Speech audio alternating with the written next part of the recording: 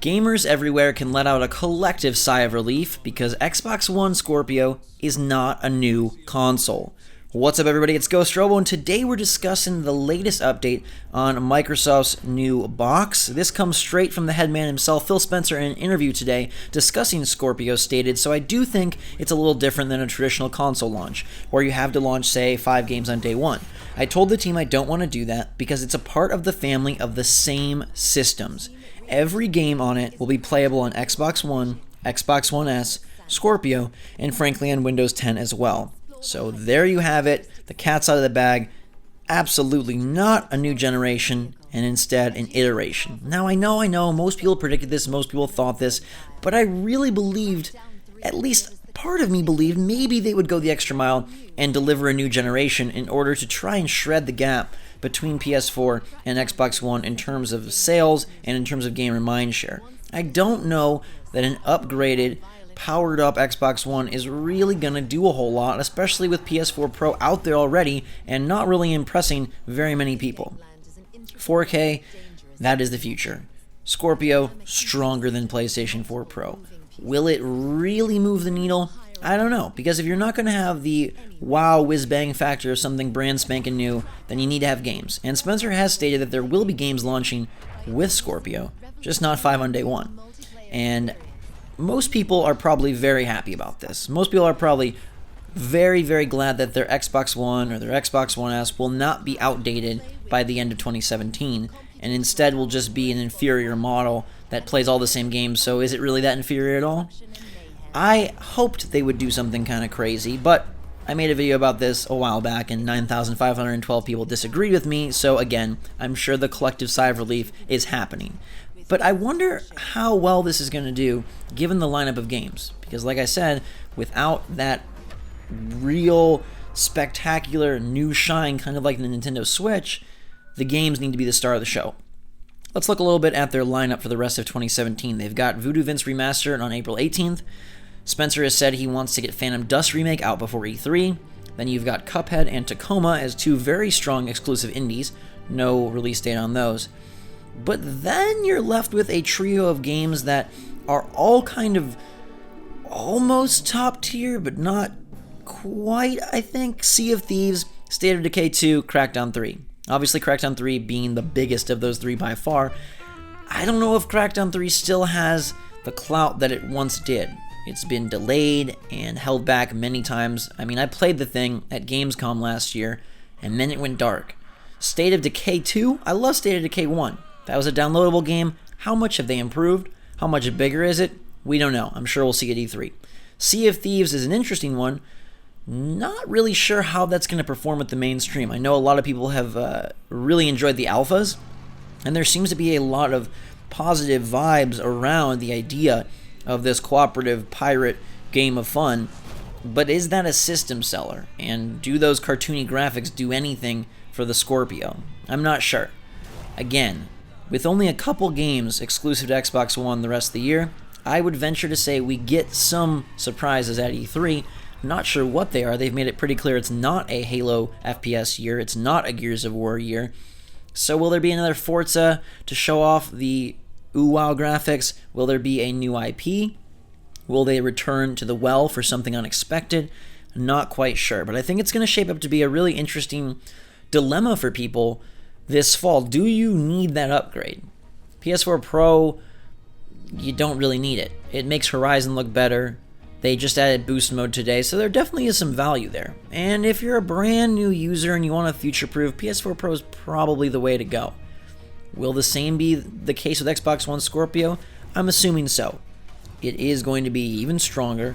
It will play the games in the best way possible, and it will future-proof you for whatever comes next.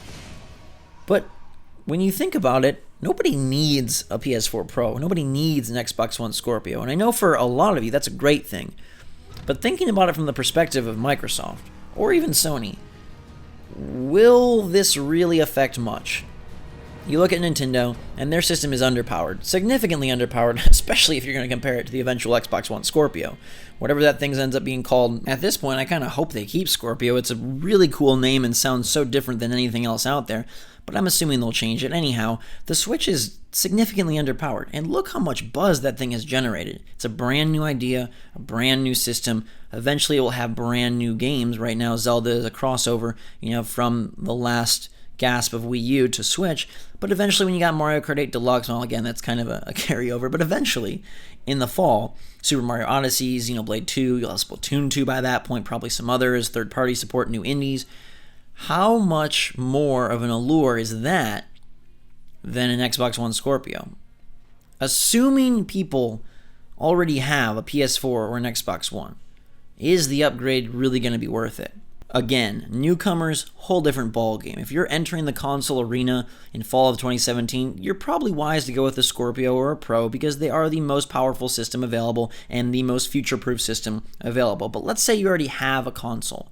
Where does your money go in fall 2017? Does it go to a new Nintendo Switch?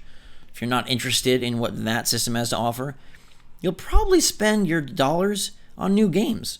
Because you could get 10 games instead of a $500 Scorpio, or let's say it's 400, 8 games instead of a $400 Scorpio. And thinking of the lineup, Battlefront 2, and even Crackdown 3, because you can play it on Xbox One, and potentially like a God of War. There's going to be a lot of top-tier titles, new Call of Duty, of course, new NBA, new FIFA. You think about it, and it's like, I would rather play brand new games than better versions of games I already have. And I think that's where this gets kind of weird, because obviously it doesn't hurt anybody to have the system out there. It does allow them to claim that they have the best system possible, and they will have the most powerful console by the end of the year. But I don't know how much that moves the needle. I don't know how much that really affects the current dynamic between Sony and Microsoft. And I don't know how much benefit it has for current owners of an Xbox One, or current owners of a PS4, or even current owners of a PS4 Pro. So this thing launches, maybe they even bundle in Crackdown 3. I'm really interested to see what the hype is like for Crackdown 3.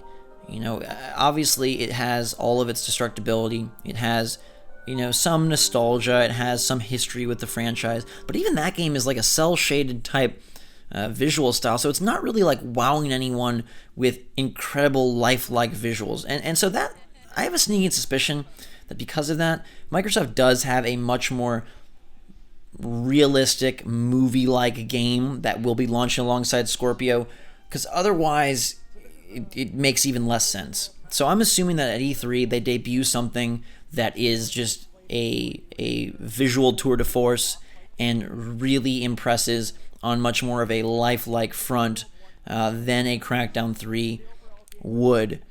So I hope that is sort of our wow moment, that we haven't already kind of had it with Crackdown 3 back in 2015 or whenever the heck they first showed that thing, but that we're still waiting on the real reason for why to buy Scorpio. We just now know it's not because it's something brand new. So the Switch is the brand new of the year, and the Scorpio is the most powerful iteration of the year. And we've truly entered a weird time in gaming. I remember listening to, One Console Future Talks with Dennis Dyack and all sorts of stuff years ago, and in a way we've kind of arrived at this iterative console cycle where it's not as smooth and as simple as just swapping out parts like a PC, but you are getting iterative consoles a couple years after their original release, and it's just a more powerful version. I don't think they're going to do 1.1 and 1.2 and 1.3 like was sort of the fear on some of those old One Up Yours podcasts.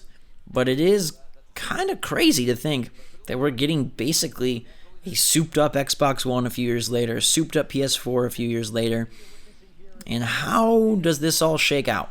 And we won't know, obviously, until late into the fall, and probably not even until next year, and maybe even beyond that. But I wonder if we ever get a third.